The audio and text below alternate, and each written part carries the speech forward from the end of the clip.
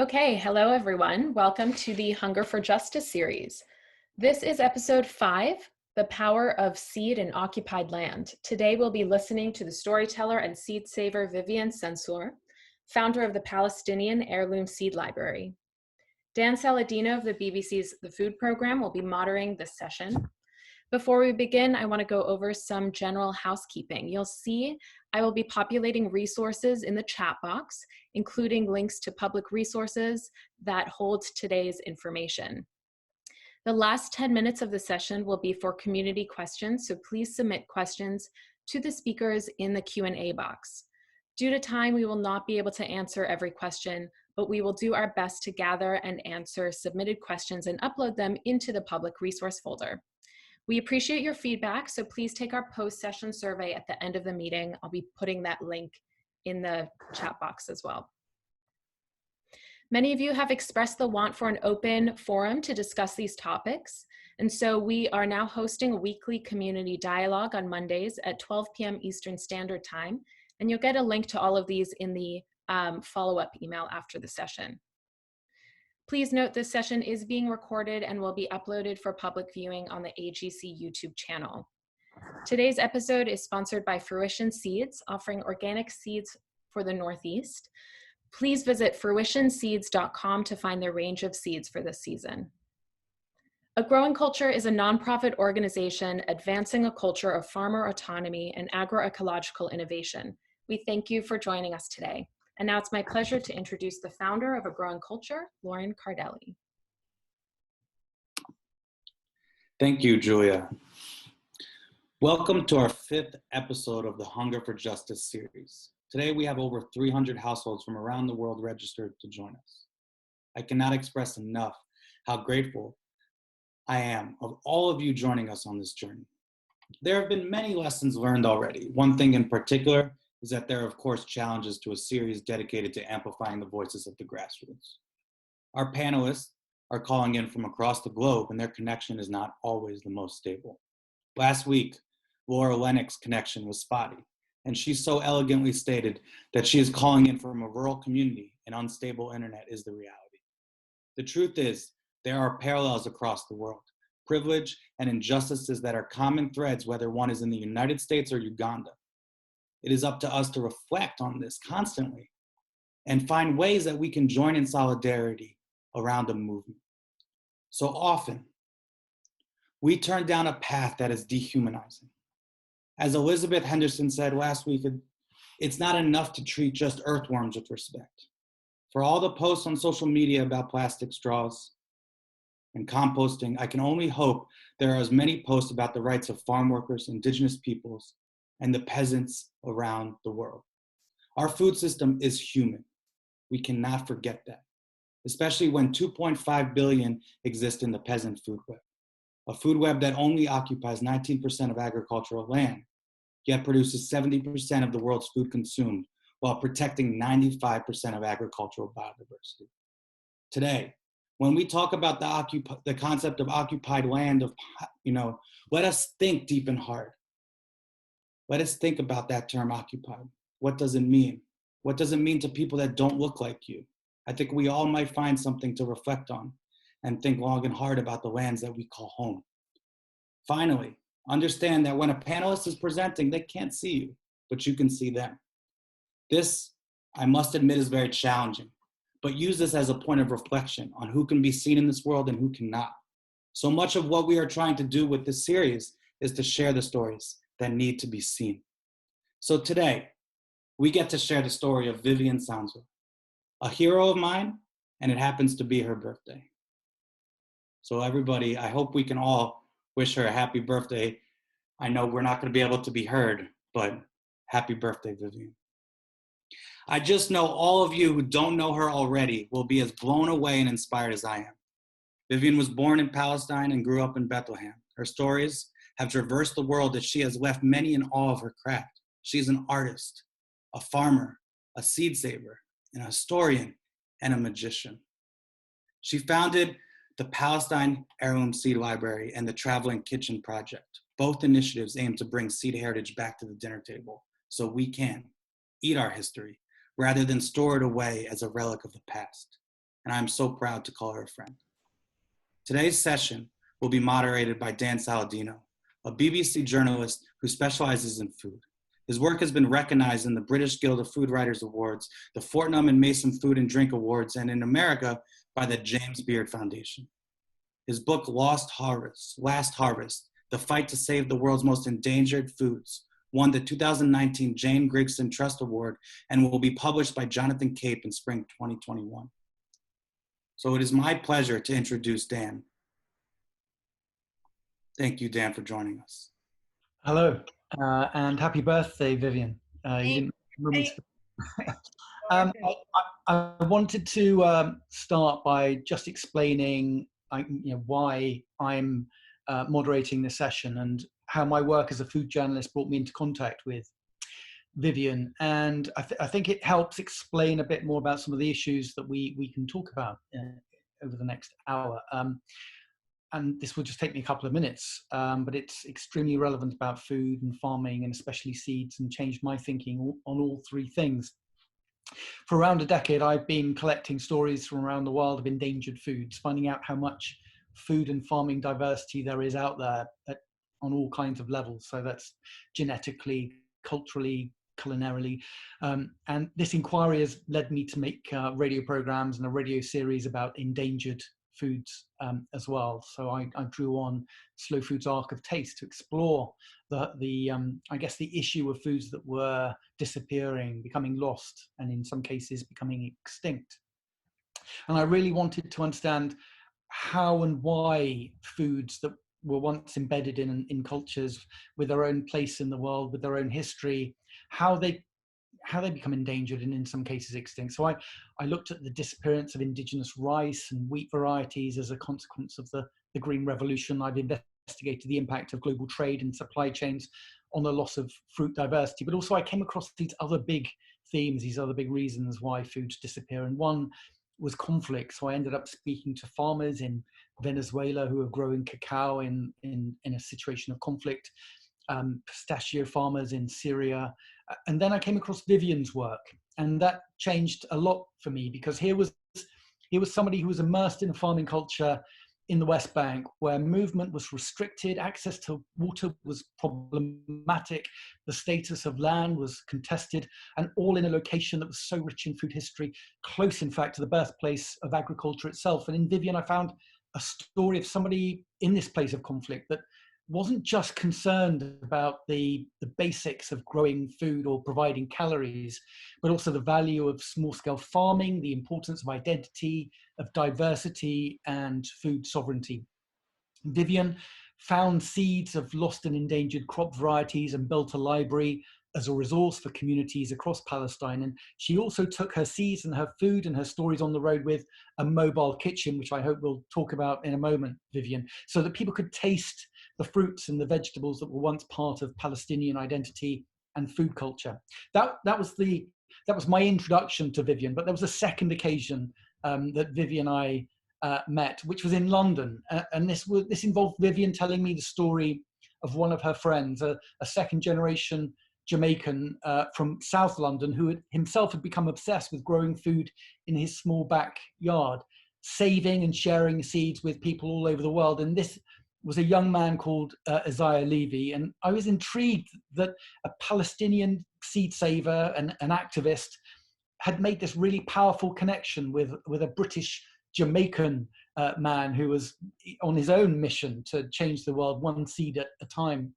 And soon after they met, Isaiah Levy unfortunately passed away from a short illness. And together with Vivien, I made a radio program about his life, and through his life, the power of seeds. And so today I want to just cover some of those, I guess some of those stories that Vivien has told me, one about the endangered foods, but also about the connections she's made around the world, including the story of Isaiah Levy. So before we do, Vivien, can you just, I guess, transport us, if you can, virtually to where you are now? Where are you and what's happening in terms of food and farming where you are? Hi everyone, first of all, and thank you so much for acknowledging my birthday. I've had a super lovely birthday already, and this party here is making it even nicer.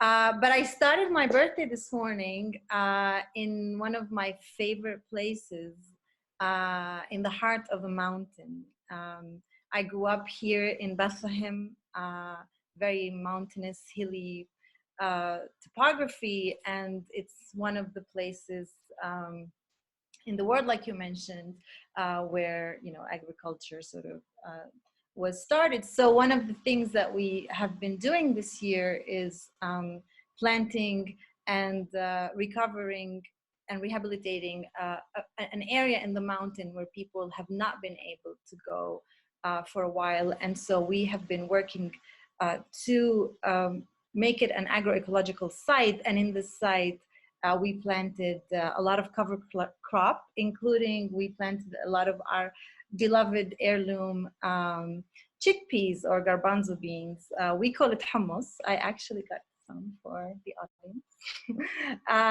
But they are green in this time, and we harvest them when they're green, and we roast them sometimes. We make something called hawise, and we just throw them in a fire and it's roasted, and then you eat it like in field.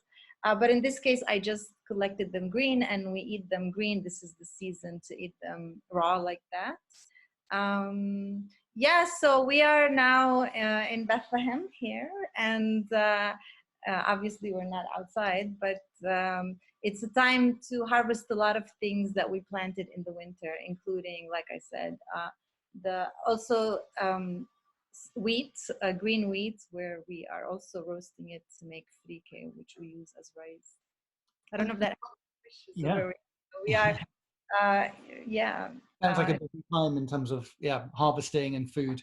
Now, when we spoke a few days ago, you said something that I've been thinking about in the days since, really, which is, I guess here we all are struggling in a situation where most of us are in lockdown. Our movements are restricted, our freedoms are curtailed. But you said to me that in many ways, Palestinian farmers, for them, lockdown is sadly natural. I'm just wondering, could you explain what you meant by that? And can you provide some examples of the kind of restrictions faced by farmers where you are? Well, it's not just farmers, everybody. It was really interesting and a little bit crazy making in a way when the quarantine first started. And actually, Bethlehem was one of the first places in the world where we had a lockdown. And it's because we're used to curfews where the army would, declare that nobody can leave the house. And as a child, I remember, we were afraid to even go outside on the balcony because a soldier could see you and shoot you or whatever. But this was weird. Like we were in our houses, but the danger wasn't clear where it is. Like you couldn't spot it, right? It's this virus. It's not an army jeep. It's not. It's this floating thing that's invisible. And it really, we make jokes, and I think people who live in our circumstances, you got to keep humor to survive. But the truth is, yes, you're right. We were so accustomed to lockdowns, basically. So immediately, like for example, I remember my mom, how she would prepare everything like in the Gulf War. So I went into survival mode. Everybody did, and it was almost like, okay, we're gonna have curfew, and nobody was complaining that we had to stay in the house so much, as people were afraid, obviously, because it's a pandemic and it's something new. But in terms of staying at home and not being able to leave, sadly, yeah, people here are used to it. And for farmers, the same as everybody else. Actually, in this case, a little bit this time, farmers had a little bit more breather because they were able to leave and, at least tend to the plots that are close to their homes. But and again, I think it's not hard to find examples or illustrations of the kind of challenges that farmers in the West Bank face. And I was just reading a UN report the other day. In 2015 alone, 5,500 productive trees were vandalized. adding to more than 2.5 million productive trees, including almost 1 million olive trees that were uprooted since 1967. Furthermore, access to water is obviously a very big issue in the West Bank, and maintaining or digging wells comes with huge restrictions, and also permission to get access to land and plant crops. All of this increases the need for food imports, I presume, into the West Bank. But there is still a very strong determination in the West Bank for people to carry on farming, to grow food. Absolutely. You know, we have a lot of challenges. Obviously, we live under military occupation. I say we live under several layers of occupation, from neoliberal policies that have rendered our farmers workers, essentially, and then having a colonial power that actually is forcing us to leave our food source and our methods of food production for the sake of catering to building more of their settlements and their colonies. Sorry, what was your question? I got lost. Well, I guess in terms of the challenges that many farmers face around the world, it's particularly heightened because of some of the examples I've just illustrated: water and access to land. So, but the determination remains strong, I guess, for people to carry on. So what I was trying to say is that it's true that we have these challenges. A lot of farming communities, I mean, I have visited farmers in the past decade whose farms have turned into deserts, actually. Like, for example, in the village of Al-Oja in the Jordan Valley, which was considered the breadbasket in Palestine. And because it was always warmer than the rest of the country, we were able to get fruits and vegetables earlier in the season from the Jordan Valley. And so you have huge communities who survived off of the springs that actually exist in their villages, and from growing vegetables in a warmer climate. But those people are now actually dying of thirst because the Israeli water company, for example, has confiscated their water source. And so the water runs through pipes through their villages, and yet it's illegal for them to take water from it. And so I have actually been with farmers where they would show me pictures of their lush farms, and then now they take me to see it, and it's an actual desert. And right next to it is an agribusiness Israeli settler who is being subsidized by the government for a monocrop, of whatever dates or whatever it is. And so, yes, there are all these challenges. And yet what I want to say is, despite these tremendous challenges, people are still not entirely severed from their food source here. And so we're in this kind of opportune place here, because it's true that the world is trying to come back to like having a renaissance of, oh, let's cook our, what our grandmothers did. Let's find out what we ate, 100 years ago. People here have only been severed really for the last 20 years, and still not so much in comparison to like farmers I meet in California, where they're not actually finding anyone. Like, I had a farmer in California who told me, I don't have anyone to ask. But here in Palestine, our elders are still here, who know a lot, and we owe it to the world for us to ask. And I guess this is just getting on to the that first meeting that we had, and I explained that I was very interested in finding stories of endangered foods. And in your case, you told me the story, which I know you've told on many occasions before, but I think I really want you to share it again, because it's one of the best food stories I've ever heard. And I guess it just illustrates the lengths you've gone to, really, to dig into Palestinian food history and farming, but also make a difference. And this is the story of a watermelon, the Jadori watermelon. So can you just explain what it was and what you discovered?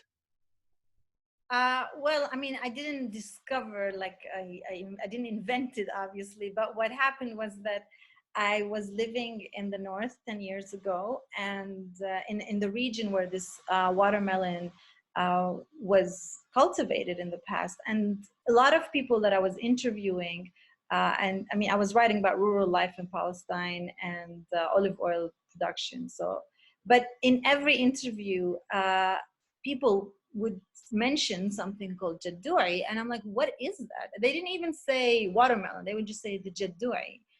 Women would say things like, oh, you know, I gave birth in the jaddui watermelon. Or, you know, people would say very proudly that their parents would ship this watermelon all the way to Damascus and even sometimes to Istanbul in these trucks. So there was a lot of pride around this watermelon. And as a Palestinian myself, I'm like, I've never heard of this. Like, where is it? I want to taste it. Like, you all talk about it so much. I mean, everybody, I didn't know what it was. And so my curiosity was born out of this obsession basically people had. They would mention it, and they were not people necessarily related to each other.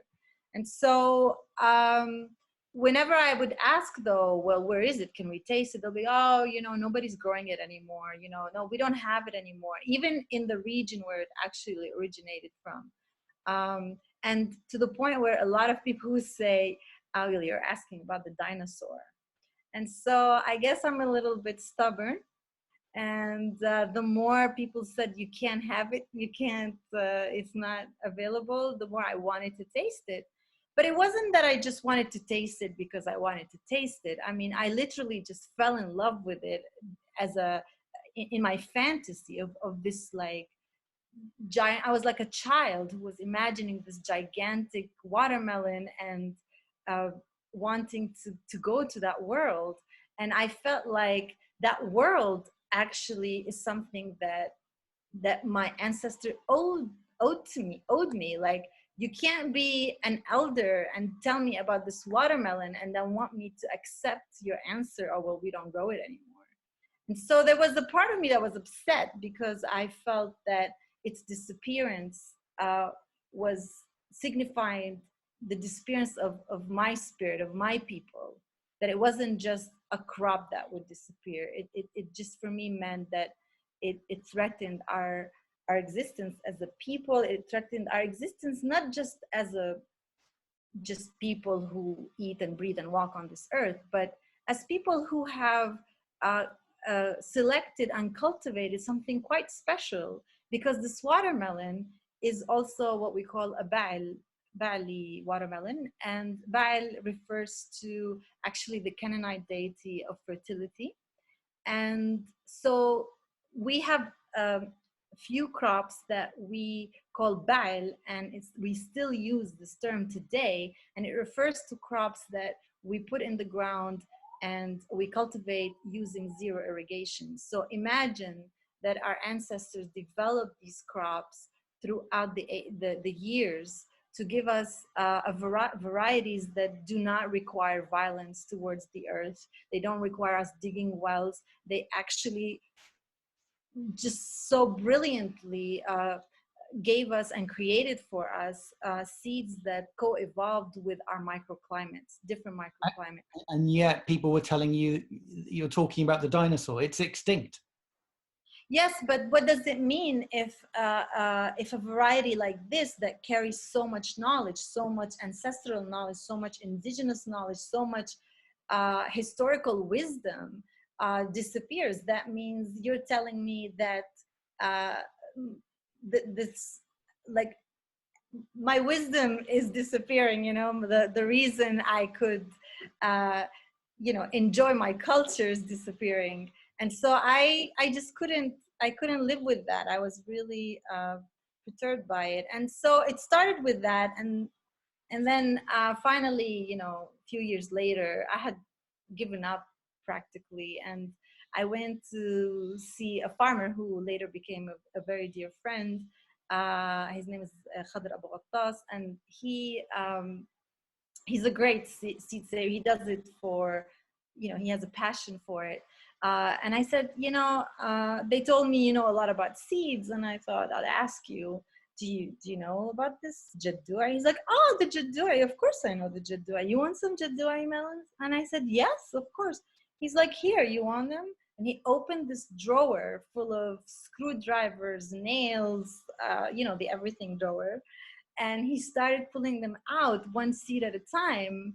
And he's like, here, take them. Nobody wants them. And it was a very bittersweet moment because, first, okay, he's giving them to me, but then he's like, nobody wants them. So I always say, for me, it was a very powerful moment because I felt like, what does it mean when we don't want who we are? And really my work with seeds it is about seeds, but really it is not entirely about seeds. The seed is a catalyst to go on a journey, at least for myself, that I started, and I hope like the people who have been amazing companions in this journey to find again our sense of self-value, to say, you know what, who I am is worth living and surviving and thriving. And when you say who I am individually, you are also obviously extending that to your community. And this is, I guess, why the project that you created is a seed library, not a seed bank, because clearly the genetics of the seeds are there, but also the stories are there as well. Well, I didn't want to create a seed bank because I am not a person who can run an institution. I'm not interested in institutions. I also like the randomness of I don't like to control who takes what seeds so much.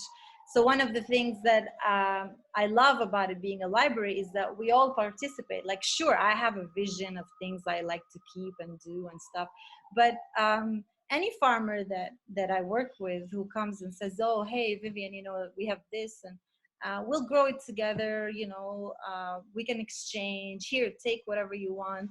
And it's really wonderful because also the library doesn't live in some freezer somewhere for a doomsday. It's actually a living library. It's a living archive. So the seeds are continuing to live and be part of our culture, not for a doomsday, but for our everyday, so that we are eating our history and experiencing it as a present day right now, rather than some relic of the past.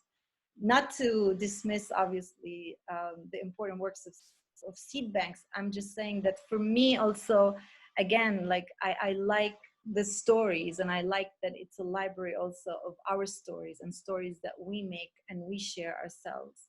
And the fact that I sometimes, I don't keep really good records. I go around, I give seeds, I give seedlings when it's time for like now I am giving tomato seed. I don't even know who I give it to. And I love that, actually. I love the fact that I can give you, I don't know, tomato seedlings. I don't know your name, and I don't know who's going to eat the tomatoes.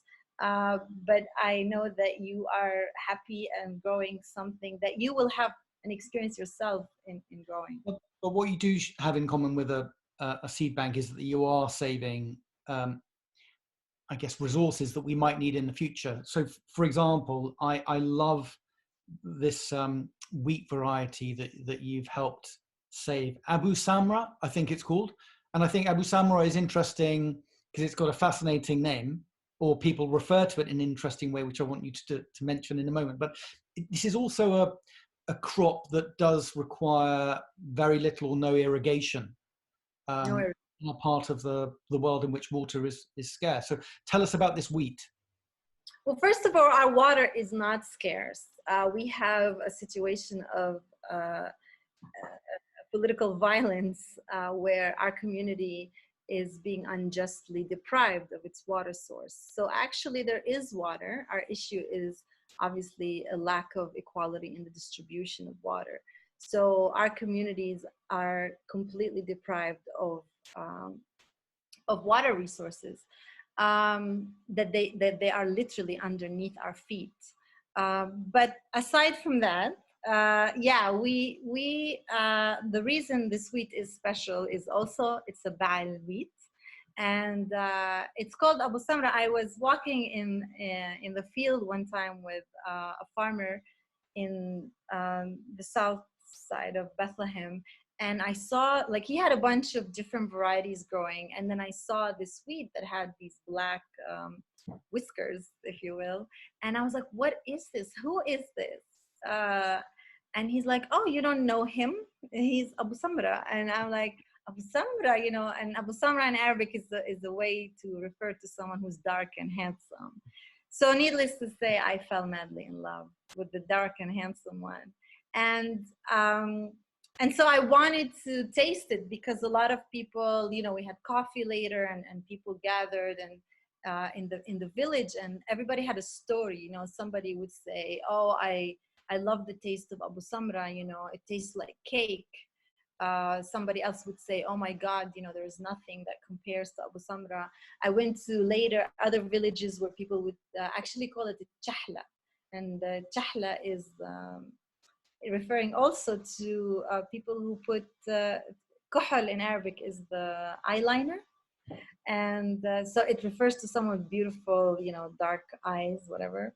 And but people talk about it literally like a long lost love. So I wanted to meet this guy, right? And so I did. So we've been working with a few farmers to grow it again.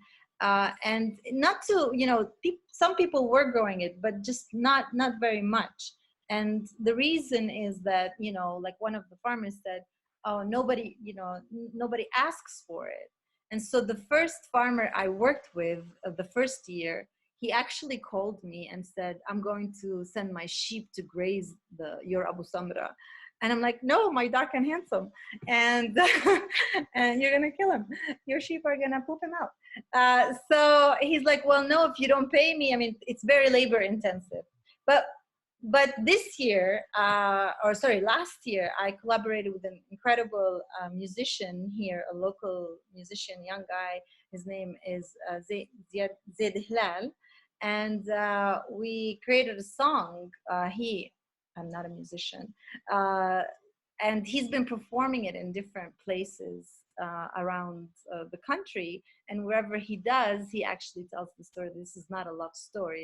Well, it is a love story, but we're talking about wheat. And so people started calling, actually asking to taste it. They want to taste it. And so last year, this farmer actually called me and said, "Can I have a little bit more? I didn't realize people are calling and wanting to buy some of my wheat." So now this year I just went and he's growing it again. But sorry, I just want to say one more thing about Abu Samra. What's special about it, it really tolerates thirst, like serious thirst. Like the area where he's growing it is almost like it's a semi-desert. Because if you just walk a couple of kilometers down the road, you're in desert. And yet it's growing and it's delicious, and it has a taste. You know, here in Palestine we love what we call thirsty crops. So as you're saying, it's important to save it on many levels, cultural, but also this could be an important resource for the world as well. But I also, what is the scale, do you think, of the movement underway in the West Bank to bring back some of these crops? Because I've seen images of you driving through a landscape in which, for example, there's vast amounts of tobacco plants being cultivated. I'm just wondering, to what extent can you and the small farmers in Palestine bring back some of these varieties? Well, I mean, I'm not the only one. There are lots of people working very hard. Like Lauren said in the introduction, that maybe you see my face, but you don't see them. They're actually the ones doing the work more than I am. I am kind of like a pollinator who goes like, "Hey, you know, I give you this, you know." So I think we have a growing awareness, and the wonderful thing here is that people are not that many generations severed. So, you know, I had a very funny situation a couple of months ago where I won't go into the details of it, but I had to go into a very serious government, like official meeting where the conversation was very serious and there was a kind of a conflict. And then I don't know, we were trying to resolve it. And then I said something about the cauliflower that I was growing. And this woman who was sitting there was very upset with me initially. She's like, "What? You grow this cauliflower? I grew it when I was a child," and da da da da da. And it was really amazing to, it just broke all the ice because she connected to something from her childhood, and she got excited to be growing it again. So what I'm saying is, yes, it's a growing movement here, and the wonderful thing is, it's not something so foreign. It's not something so new. So I think our job is hard because we have a lot of forces working against us, but at the same time, our job in a way is a little bit easier than other places where literally there isn't a lot of people to ask about, like, because seeds don't exist on, like, by themselves. A seed exists in a system, so you really need the knowledge that goes around the seed. So I have these heirloom bag seeds, but if I don't know when to put them in the ground, how to take care of them, then they won't do as well. And you have this ingenious mobile kitchen as well that you can break apart, put it into the back of a car, and then drive to a community and cook some of the, I guess, some of the foods that you're saving. Why is that so important, that the cooking to complement the farming story? Well, of course it's important because we are the product of this co-evolution between our fields, our crops, and our kitchens, and our human innovation, right? So I wanted to create a kitchen because after working for a while, I felt like, what's the point? Like, the farmers need to survive, they need to make a living, and what's the point of just saving these seeds without them being actually enjoyed and experienced and shared? And so I felt like a kitchen would be, we all like to gather around the kitchen table. We all like to participate in doing something in the kitchen. And so I love taking the kitchen because also it physically looks interesting. So it's a catalyst again. It's the kitchen itself is a seed to bring a conversation forward. Like, people come and say, "Oh, what is this?" And then they want to participate. And there is no better way to learn together than to actually gather around an activity. And it also allows us to learn something new. So often it's true that, for example, like, we would be cooking something that we want to share, but there's always somebody who comes and says, "Oh," especially elders, "Oh, well, we used to cook it this way, and we used to use this ingredient." And I'm like, what is that? So you learn about a new crop, for example, and then it's an opportunity also for this intergenerational communication, which we often actually dismiss, especially in modern day society. We think everything's compartmentalized, like, oh, children hang out with children, elders hang out with elders, we have a home for the elders, so you don't get to talk to your grandmother anymore, and you really need your grandmother. So it's really an amazing opportunity to say, we are going to do this together, and we're going to learn it together, and we're going to just have fun. Like, it also should be a joyous thing to taste your history and to share it with your children. And obviously so much of your work is based in and around Palestine, but also yours is a truly international story, which is how we had our second meeting, which was in London. And you told me the story. It was one night we were walking down Oxford Street in London talking about seeds and the stories that you had uncovered. And you mentioned this young second generation Jamaican man, Isaiah Levy, who had been seed saving in the most humble situation without huge amounts of land or resources. And he was saving seeds, growing food, and then making contact and connections with people all over the world. And he was on a mission and had such energy to send these seeds around the world and share these seeds. Now, what is it that you saw in his work that made a connection with you doing your work in the West Bank? So much. Well, this is a hard one because you know how special it is also. But I met Isaiah because I was at Oxford, a real farming conference, as you know, and I had a friend who's Jamaican who said, "Oh, you want land? Because here we're always talking about land and how we don't have access to a lot of land." And he's like, "You want land? I have land in Jamaica. Just go down to St. Mary's in Jamaica and farm my land." I'm like, "Oh my God, sure." And like literally 10 days later, someone introduced, it just mentions this Jamaican guy in Croydon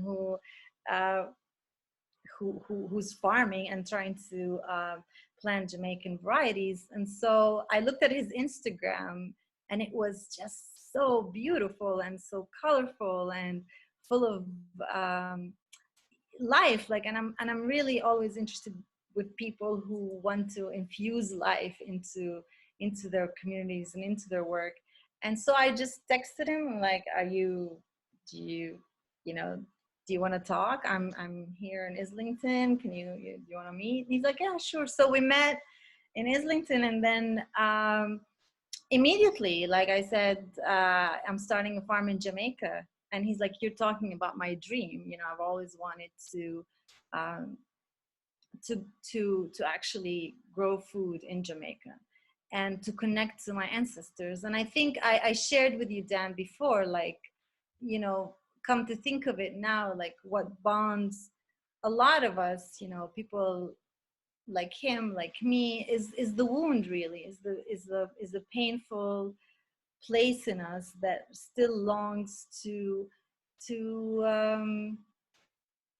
connect to who we are. You know, a lot of society, you know, he's a Black Jamaican man in England who is really unwanted because he's Black Jamaican in England, right? He's from the Windrush generation.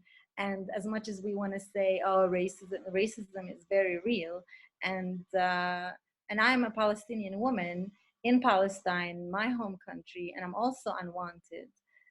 So I think it was a kind of a rebellious act to say, no, not only are we not going to accept the lie that we should be ashamed of who we are and ashamed of our ancestors, but we are very proud of it. And we actually recognize that our ancestors gave the world and gave us something really, really valuable and beautiful. And we want to share it. We want to celebrate it. And I think that definitely connected us. And of course, what a better way to share your DNA than through your food and your seeds.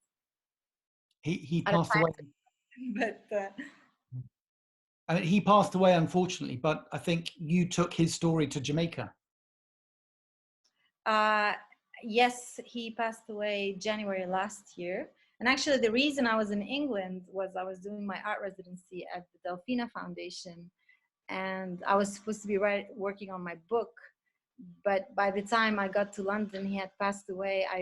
I really couldn't sit well with the idea that I knew this guy and we had this dream and he wasn't there. So I started looking for people who planted his seeds in England. And that was actually how you and I ended up doing this story, where you met some of the people I ended up meeting who planted his seeds. So you kind of have to wonder, like, if you plant a seed the way our grandparents planted seeds, do you ever really die? And what also interests me is that you took that story to one of the, I guess, great institutions in London, the Victoria and Albert Museum, a museum, but also an art gallery as well. So, I mean, what connection do you see between seeds and farming and the world of art? Are seeds art as well, or are farmers artists? Oh, absolutely. Actually, farmers are artists and scientists, and they really, are underestimated in the world because they really manage to combine two very important facets of the human capacity and create something that everybody needs, food. So farmer, I think to be a farmer, you have to have imagination. But I'm talking about the farmer who developed the varieties we have today. Today, unfortunately, not just farmers, all of us are becoming stripped off of our imagination. This is the true crime and injustice. We are all following instructions. But farmers, if you really are a farmer or have ever farmed, or you understand that you really have to apply your imagination to say, I can see something that's like a wild grass that doesn't look like much. And I can dare to imagine that one day, with the power of observation, science, I will see it into becoming a crop that we eat and we make bread from. I mean, this is how wheat was developed, like some random grass, and someone had the vision and the imagination to actually try something. And the same, obviously the reason we have corn is because somebody was crazy enough to see some little tiny wild thing and say, oh, let me see if one day it'll be like a big corn on the cob, And that's why we owe it to imagination that we exist. We owe it to imagination that we can do anything at all, I think. And I'd rather die than to live in a world with no imagination. So art is actually integral to farming. Two very quick questions from me, and then I'm going to go to the questions that have been coming in. One is about the other projects you're working on right now, and one is the creation of an apple path. And I'm wondering, what is this apple path and where does it lead to? Wow. Actually, this hummus, the garbanzo beans I got today, are from our apple path. But the apple, I'm not sure. I don't remember exactly how I got into this apple thing, but I know that I love apples. But I have stopped eating apples because the apples in supermarkets I just don't enjoy them. I don't think they taste nice. But I do remember apples as a child that really were fragrant and just delicious.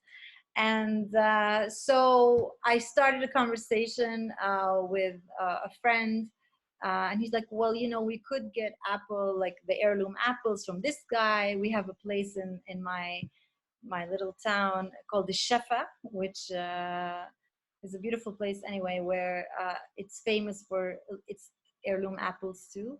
And so we got a lot of apples basically, and we grafted 1,100 trees of not just apples, mostly apples, but also apricots and other nut fruits that are, we can still find them, but they're very rare now. So this path is a path that leads up to our new agroecological site that we're developing in the mountain.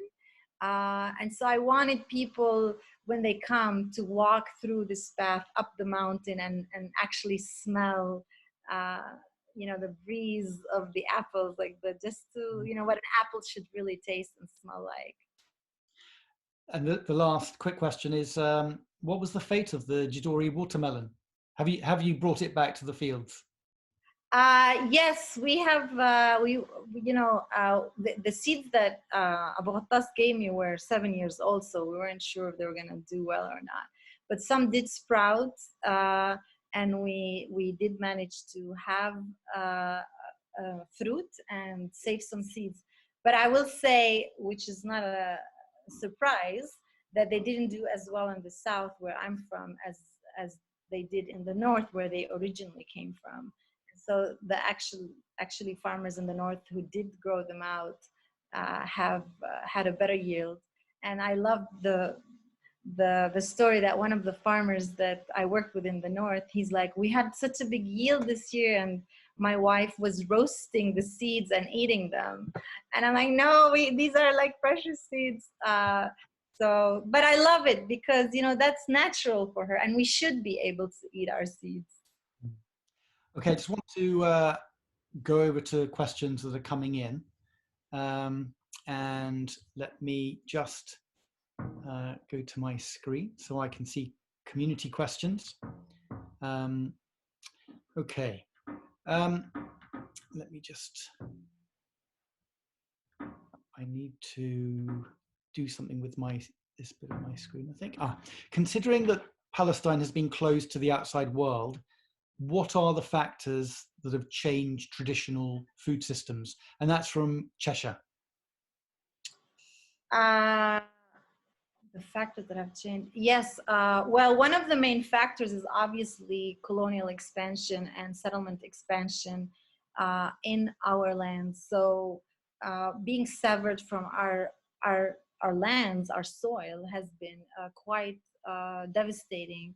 The places where we forage, the places where we use for cultivation in the name of conservation or in the name of security, we're severed from these lands, and thus our ability to grow our food has become more and more limited.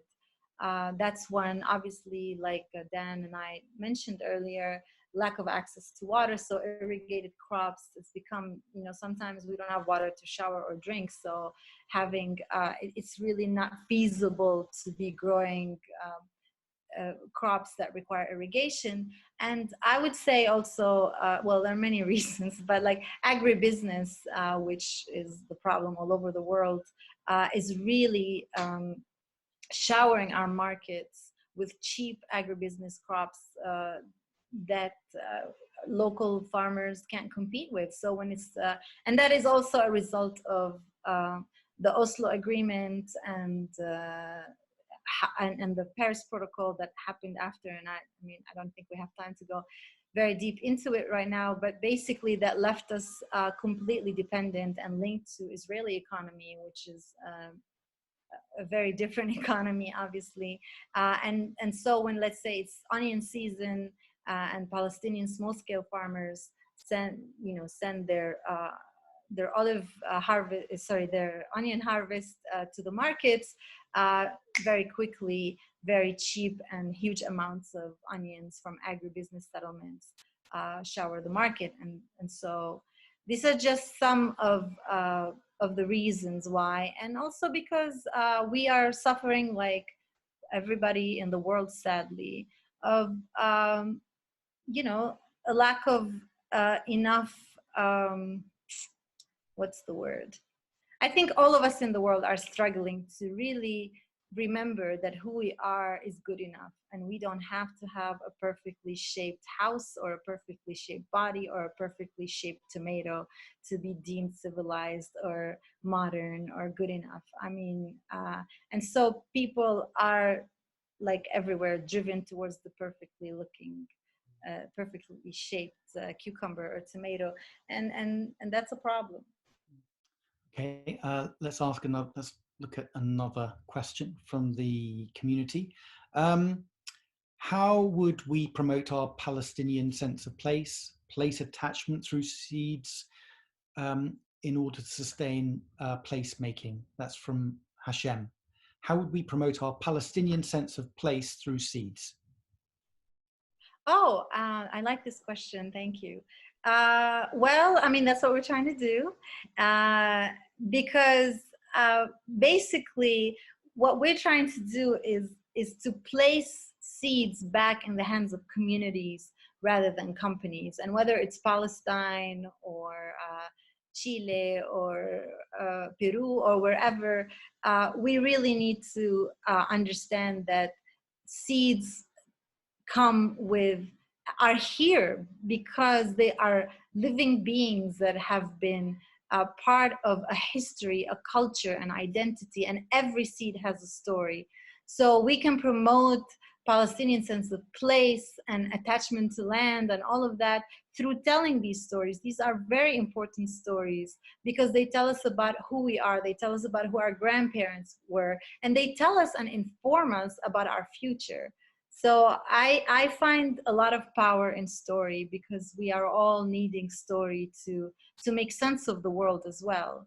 And so at least in my view, I would say cultivating and telling the story, because it's important to tell the story and not treat crops as just commodities that, you know, we buy, we grow, and we eat, and we throw out when we don't like them. They are carriers of stories. Well, thanks for that question, Hashem. Let's go to another question. Are there Israelis who are supportive of your efforts? If so, how do they help? And that's a question from Robert. Maybe there are. I mean, I'm just not involved in their support. And I mean, the best way Israelis would help is to actually look deep into what they are eating and the stories they're telling themselves about the food they're eating and the homes they're living in. And it's really important that they actually ask this question. That would be the best way that they would help. We don't need help in knowing our crop varieties. We know who we are. We know where we come from. Our relationship to this land is not based on some kind of structure that we built here.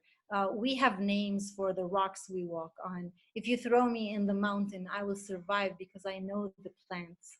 And so, you know, I actually find this question disturbing, to be honest, because what does it mean if you ask, you know, are there Israelis who are supportive? Sure, there must be Israelis who are self-proclaimed leftist or liberals who want to say that they support indigenous rights. But to support indigenous rights, you really have to examine the work and the destruction that the state that you belong to is exercising. So best way for them to support us is to actually change their own system and to really look deep into the atrocities that they are committing and that are being committed basically through violence. But also you have mentioned that there are some very big universal themes in your work, you know, based around identity and food and the land. I mean, do you think there are food and farming projects and activities in the region that could bring together young generations of Palestinians and Israelis in a positive, constructive way? Well, wouldn't that be lovely, Dan? Except that, you know, basically it always feels like to me that I'm a woman being raped and a man's dick is up my throat and I'm supposed to sit down and talk to him. Well, it's impossible to achieve this kind of, you know, peaceful, beautiful description you give without having an acknowledgement that there is a violation taking place, and B, an actual apology, and C, and most importantly, a change in policy.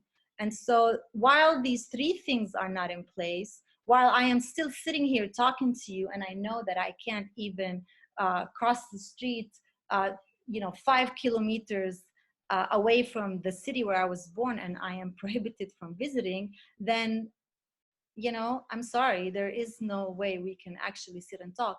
But you are right, we do share the same geography, and I worry so much that the policies of this colonial project is very, very damaging to the environment. What we have, the lie that the world has been told, that, you know, Israel made the desert bloom and this and that.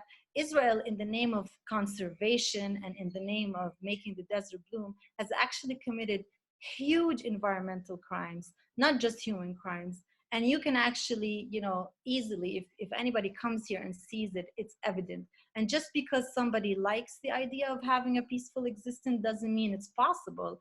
Peaceful existence requires daring to actually make the necessary steps to acknowledge the oppression that you have participated in.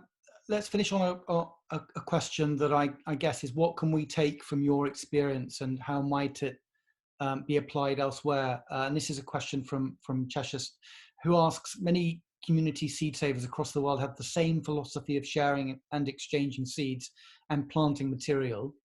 I have come across them in many countries, says Cheshire.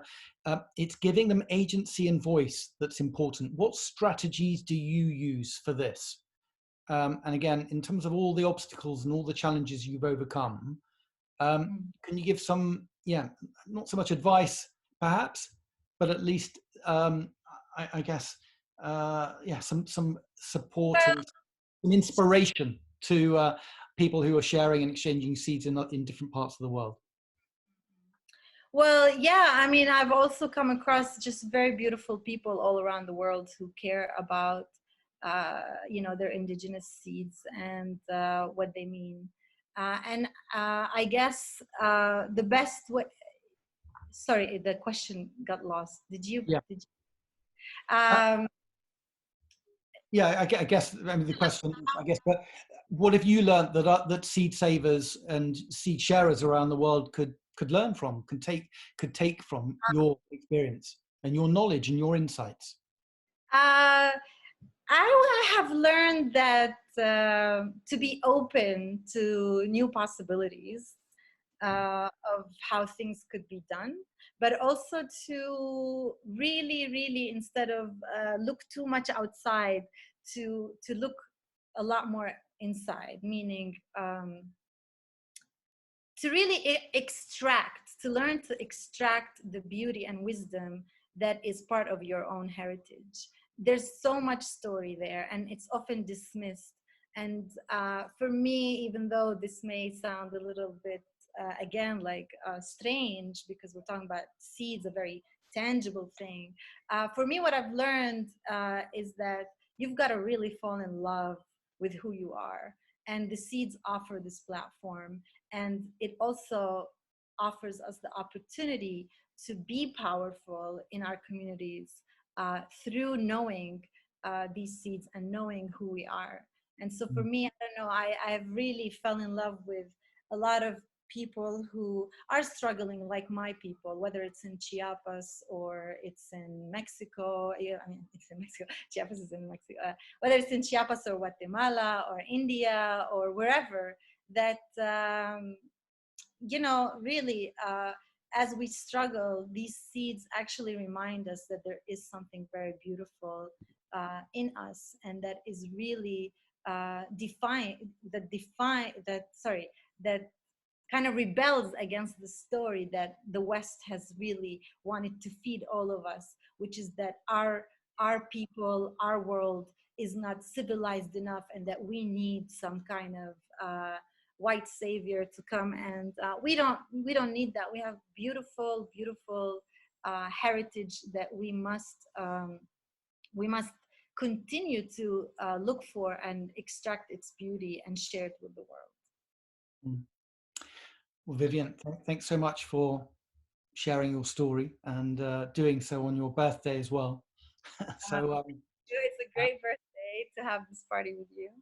And I would encourage people. I mean, there's some great footage out there of Vivien on location working with farmers, and it's really worth finding and looking, so you get to see some of these fruits and vegetables as well that have been brought back from the brink. Yeah, thank you so much, Vivien. Thank you for sharing our story, sharing your story on your birthday. I mean, what a privilege for all of us.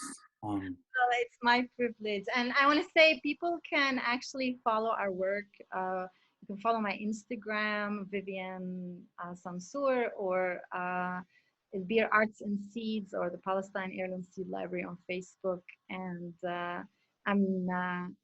I'm always excited to share a lot of this beauty that I was just talking about. I loved how you said that, seeds don't exist by themselves. They exist like within a culture. And one of the things in my experience has been that the gateway to environmental erosion is cultural erosion. And it's so important, because what you are is a pollinator. These storytellers, these sharers, this is how the system works. And this is what's vibrant. The revolution might not be televised, but it will be open source.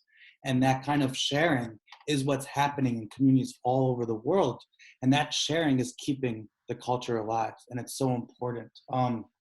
So thank you so much, because, the work that you're doing, these seeds, as a few episodes ago, Debal Deb said, You know, these varieties have been developed by unnamed scientists over millennia. Those unnamed scientists are farmers, right? Farmers that never got the patent rights, that never got recognized.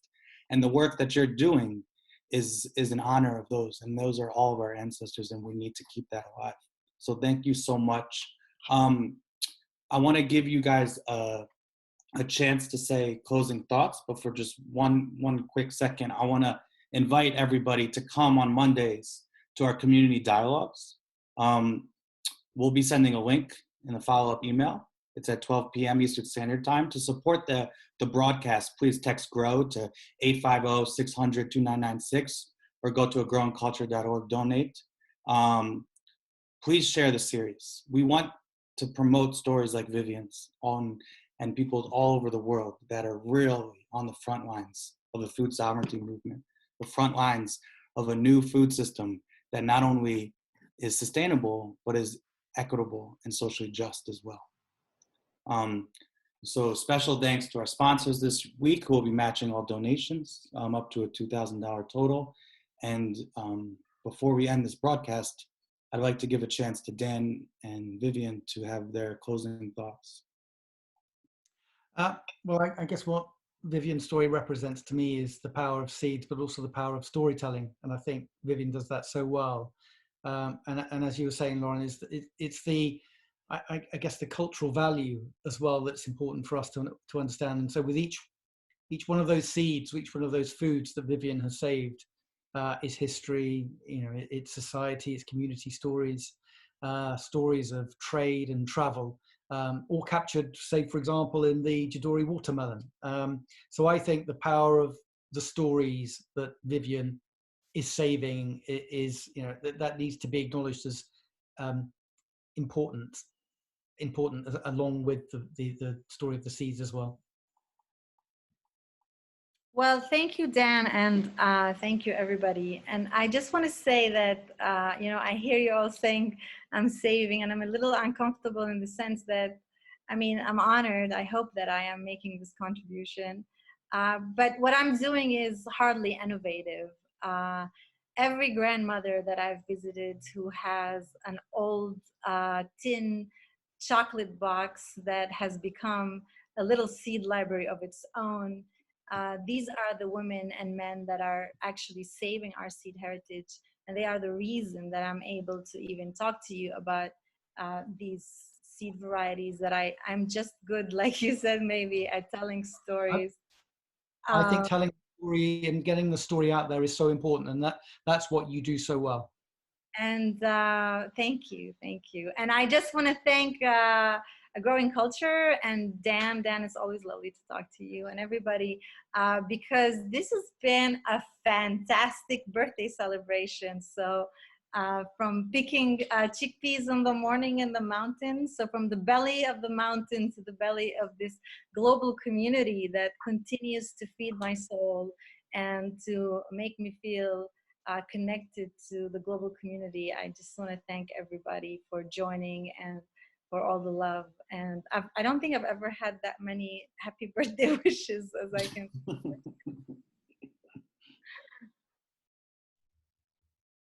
Thank you guys so much. And Vivien, it's been an honor to be your friend, and I can't wait to the much collaboration we have in this future, working together. Yeah, same here. Well, thank you, everyone. Vivien, I'm going to be downloading the chat and I'll send it over to you. Thank you, panelists. I'm going to keep this session open for just a minute or two to download the chat. And if you have any last minute things, let us know. There are links to support both Vivien and Dan's work in the chat box. We'll also be sending out links to support and to follow their work in the follow-up email. So thank you, everyone, and we hope that you join us next week.